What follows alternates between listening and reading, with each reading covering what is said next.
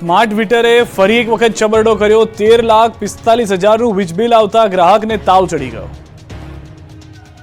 વડોદરામાં ફરી MGVCLના સ્માર્ટ મીટરે છબરડો કર્યો। 13.45 લાખના બિલનો મેસેજ આવતા ગ્રાહકના પગ નીચેથી જમીન સરકી ગઈ। જેલપુર રોડ પર રહેતા પરિવારને લાખો રૂપિયાનું બિલ આવતા વીજ કચેરી રજૂઆત માટે પહોંચ્યો અને ફરિયાદ કરી। MGVCLે વડોદરા શહેરમાં સ્માર્ટ મીટર લગાવ્યા છે, ત્યારે તેની સામે ગ્રાહકોમાં ભારે નારાજગી જોવા મળી રહી છે।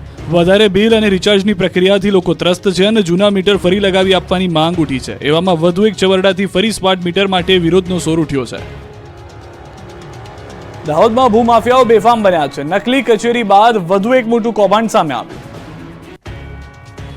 દાહોદમાં નકલી કચેરી બાદ જમીનમાં નકલી હુકમો સામે આવ્યા છે। ભૂમાફિયાઓએ જોરદાર તિકડમ લગાવ્યું। ભૂમાફિયાઓએ જમીનના એનએના નકલી હુકમો બનાવ્યા હોવાનો ખુલાસો થયો। જમીન નકલી એને કરી પ્લોટિંગ કરાયું અને તેનું વેચાણ પણ થઈ ગયું અને અધિકારીઓ ઊંઘતા રહ્યા। મોડે જાણ થતા પ્રાંત અધિકારી અને DDO કચેરી વતી પોલીસ ફરિયાદ નોંધાઈ। ત્યારે આ મામલે પોલીસે શૈશવ પરીખ, જકરિયા અને હારૂન એમ 3 આરોપીની ધરપકડ કરી છે। જમીનના નકલી હુકમ મામલે દાહોદ A ડિવિઝન અને B ડિવિઝન પોલીસ મથક એમ 2 અલગ અલગ ફરિયાદ નોંધાઈ છે। બંને ફરિયાદમાં શૈશવ પરીખ કોમન આરોપી સામે આવ્યો છે। પોલીસ તપાસમાં વધુ નામ બહાર આવવાની શક્યતા છે। રાજકોટના અગ્નિકાંડ બાદ રાજ્યની અન્ય મહાનગરપાલિકાઓ એક્શનમાં આવી છે। અમદાવાદ, વડોદરામાં ફાયર NOC વગરની અનેક મિલકતોને સીલ કરાઈ। રાજકોટ અગ્નિકાંડ બાદ અમદાવાદમાં મોટી કાર્યવાહી કરવામાં આવી। AMCએ ફાયર NOC અને એસ્ટેટ વિભાગના BO પરવાનગી વગરના એકમ પર સતત 2 દિવસથી તવાઈ બોલાવી શહેરના મોટા ઇલેક્ટ્રોનિક સ્ટોર, ક્રોમા અને ક્લોથિંગ સ્ટોર, ઝુડિયોને સીલ કરાયા। છેલ્લા 2 દિવસમાં 476 એકમ પર તપાસ કરીને 78 જેટલા એકમ સીલ કર્યા। અગ્નિકાંડ બાદ AMCએ SOP પણ તૈયાર કરી છે।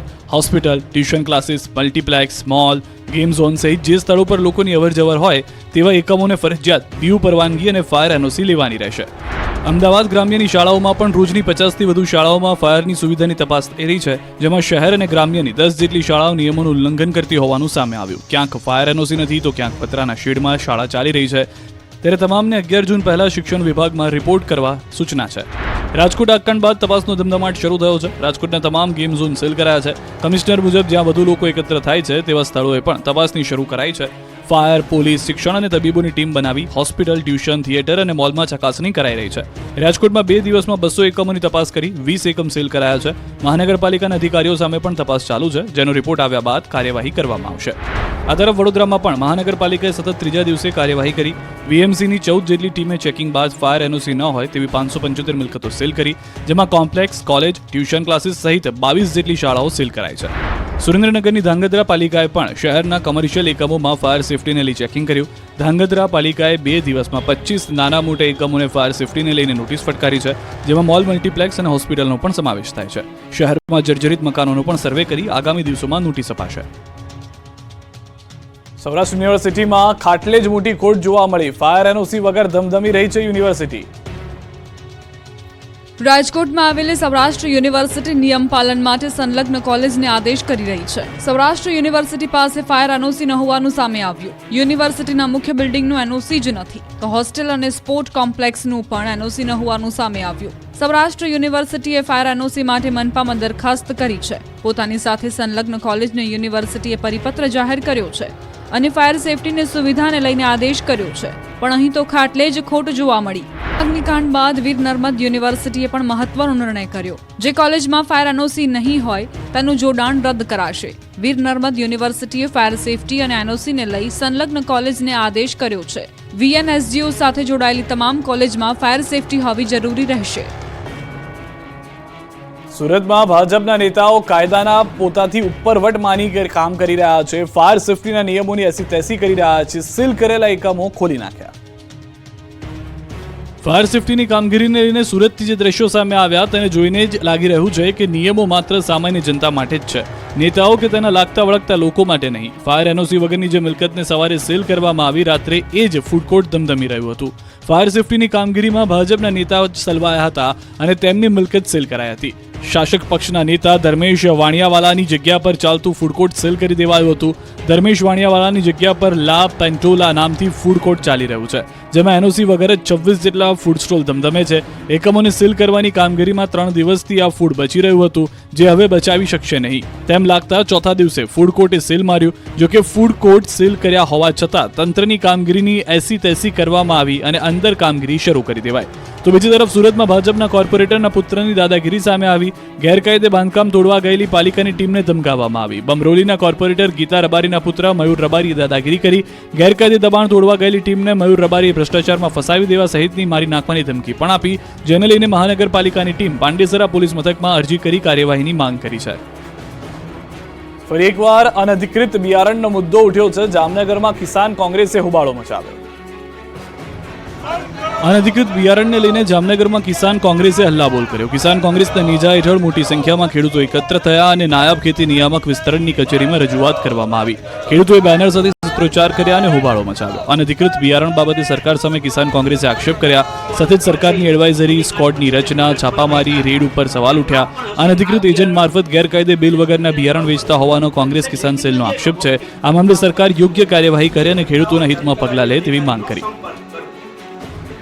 ભ્રષ્ટ અધિકારીઓ વિરુદ્ધ ભાજપના નેતાઓ જ મેદાને પડ્યા. રામ મોકર્યા બાદ ભાજપના અન્ય નેતાએ મોટો ધડાકો કર્યો. ભ્રષ્ટાચાર અને ભ્રષ્ટ અધિકારીઓથી માત્ર જનતા જ નહીં, નેતાઓ પણ ત્રસ્ત છે. રામ મોકરિયા બાદ વધુ એક ભાજપ નેતાએ ભ્રષ્ટ અધિકારીઓ વિરુદ્ધ અવાજ ઉઠાવ્યો. અમરેલીમાં ભાજપના નેતાઓએ મોટો ખુલાસો કર્યો. પીપી સોજિત્રા અને ભરત કાનાબારે ભૂતકાળમાં પોતાને પણ લાંચ આપવી પડી હોવાનો સ્વીકાર કર્યો. રાજકોટના અગ્નિકાંડમાં આવક કરતા વધુ સંપત્તિના કેસમાં જેનું નામ સામે આવ્યું છે તે અધિકારી સાગઠિયા સામે વધુ એક આક્ષેપ થયો છે. ભાજપ નેતાએ 2015માં કેડી સાગઠિયાએ 2.5 લાખ રૂપિયા માંગ્યા હોવાનો ખુલાસો કર્યો. અમરેલીના નવા એપીએમસીની જમીનનો બિનખેતીનો નકશો પાસ કરાવવા ભ્રષ્ટ અધિકારીએ 2.5 લાખની લાંચ માંગી હોવાનો દાવો કર્યો. આ મામલે ડોક્ટર ભરત કાનાબારે તત્કાલીન મુખ્યમંત્રીને લાંચની વાત જણાવી હતી, જેથી તેમના હસ્તક્ષેપ બાદ એપીએમસીના 2.5 લાખ કેડી સાગઠિયાએ આંગડિયા મારફતે પરત મોકલ્યા હોવાનો પણ દાવો કર્યો. કેડી સાગઠિયાના ભાઈ એમડી સાગઠિયા પર રાજકોટમાં ગંભીર આરોપ લાગ્યા છે. ત્યારે આ મામલે હવે ભોગ બનેલા ભાજપના નેતાઓ પણ ખુલીને સામે આવી રહ્યા છે. શાંત અને નિર્વિવાદ ગણાતા જૈન સમાજમાં મોટો વિવાદ સર્જાયો, જેના કારણે જૈન મુનિઓ અને સાધ્વીઓને આંદોલન કરવાની ફરજ પડી. બનાસકાંઠાના ધાનેરામાં જૈન સમાજમાં મોટો વિવાદ સર્જાયો. વિવાદનું મૂળ શહેરમાં બની રહેલું ઉપાશ્રય અને દેરાસર છે. દેરાસર અને ઉપાશ્રયની જગ્યાએ માત્ર ઉપાશ્રય બનાવવાનું કામ શરૂ કરાતા મામલો ઉગ્ર બન્યો અને જૈન મુનિઓ અને સાધ્વીઓને ઉપવાસ આંદોલન કરવાની ફરજ પડી. 14 જેટલા જૈન સાધ્વી અને મહારાજ ઉપવાસ પર ઉતર્યા અને ઉપાશ્રયનું કામ બંધ કરવાની માંગ કરી. તેમ છતાં નવા ટ્રસ્ટીઓએ કામ બંધ ન કરતા મામલો ચેરિટી કમિશનર સુધી પહોંચ્યો. આ દરમિયાન ધાનેરા તપગચ્છ જૈન સંઘના નવા સદસ્યોએ પ્રેસ કોન્ફરન્સ કરીને જૂના સદસ્યો મનમાની ચલાવી રહ્યા હોવાનો આરોપ લગાવ્યો. જૂના ટ્રસ્ટીઓ છેલ્લા 10 વર્ષથી કોઈ પદ પર ન હોવા છતાં સંઘની એકતા તોડવાનું કામ કરી રહ્યા હોવાનો આરોપ લગાવ્યો. સાથે જ 166 માંથી માત્ર 25 પરિવારો જ દેરાસર બનાવવાના પક્ષમાં હોવાનો દાવો કર્યો.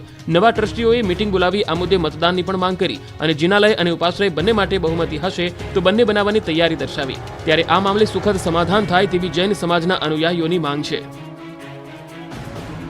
હવે વૃક્ષ કાપશો તો ખેર નથી. વૃક્ષોનું નિકંદન કરનાર કંપની સામે એએમસી થયું લાલઘૂમ. અમદાવાદ શહેરમાં વૃક્ષો કાપનાર કંપની સામે એએમસી લાલઘૂમ થયું અને લાખોનો દંડ ફટકારી દીધો. પોતાની કંપનીની જાહેરાત માટે વૃક્ષ કાપનાર બે કંપનીને અમદાવાદ મ્યુનિસિપલ કોર્પોરેશને ₹50 લાખનો દંડ ફટકાર્યો. ખાનગી કંપનીઓએ જાહેરાતના બોર્ડ દેખાય તે માટે ડિવાઈડર પાસે રહેલા વૃક્ષો કાપી નાખ્યા, જેથી એએમસીના ગાર્ડન વિભાગે દંડ ફટકારીને નોટિસની કાર્યવાહી કરી.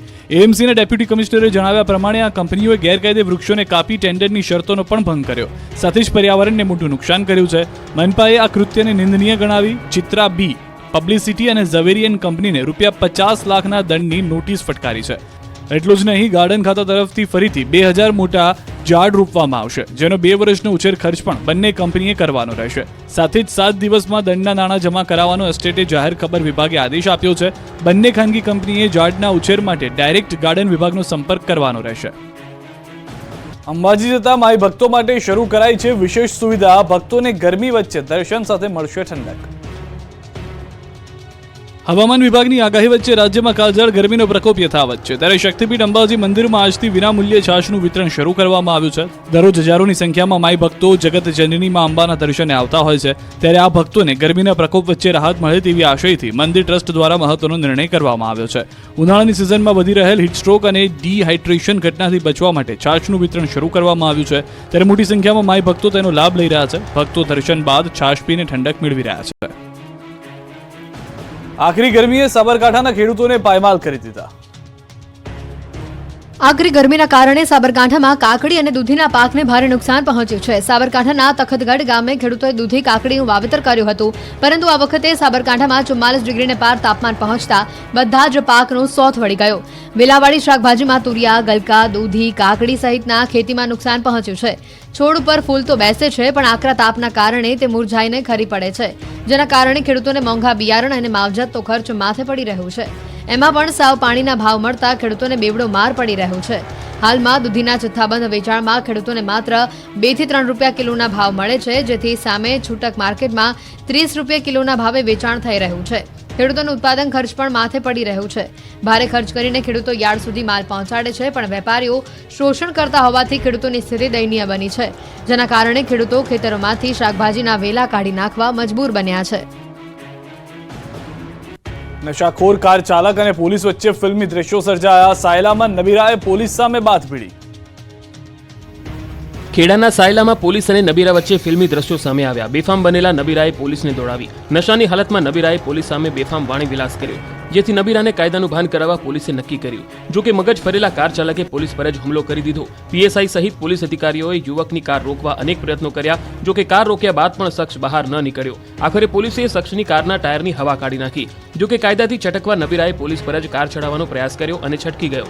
નશામાં ધૂત યુવકને પકડવા પોલીસે ફિલ્મી ઢબે દૂર સુધી પીછો કર્યો. પોલીસથી પીછો છોડાવવા નબીરાએ વલોત્રી ગામ પાસે ખેતરમાં વાહન ઉતાર્યું અને પોતાના અન્ય સાથીઓને બોલાવ્યા.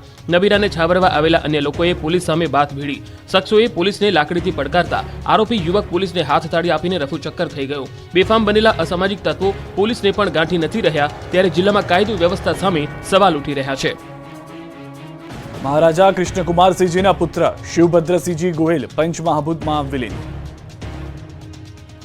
ભાવનગરના પ્રાતઃ સ્મરણીય રાજવી કૃષ્ણકુમારસિંહજીના નાના પુત્ર અને જાણીતા પ્રકૃતિવિદ શિવભદ્રસિંહજી ગોહિલ પંચમહાભૂતમાં વિલીન થયા. તેમના પાર્થિવ દેહને બોર તળાવ પાસે ભાવવિલાસ પેલેસમાં દર્શનાર્થે રાખવામાં આવ્યો હતો. ત્યારે મોટી સંખ્યામાં લોકોએ અશ્રુભીની આંખે દર્શન કર્યા અને અંતિમ વિદાય આપી.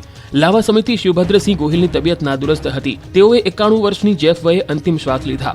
ઉલ્લેખનીય છે કે મહારાજા કુમાર શિવભદ્રસિંહજી ગોહિલ તેઓ ભાવનગરના પ્રજાવત્સલ રાજવી મહારાજા શ્રી કૃષ્ણકુમારજી ગોહિલના પુત્રની સાથે જ ગુજરાતના એક જાણીતા પ્રકૃતિવિદ પણ હતા.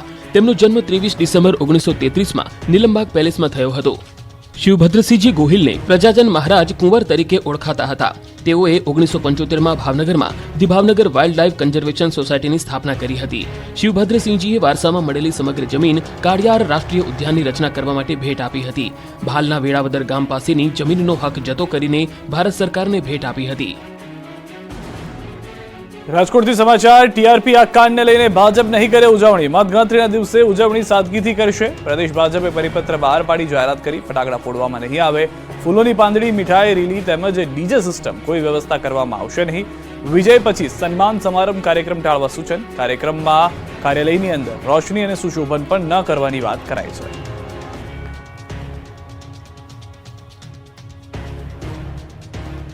ખેડાથી સમાચાર. અસામાજિક તત્વો સામે એક્શન. પોલીસ પર હુમલાનો કર્યો હતો પ્રયાસ. આરોપીના ઘરે પોલીસ લગાવી ચૂકી છે નોટિસ. મફા ભરવાડ સહિતના આરોપીઓને નોટિસ.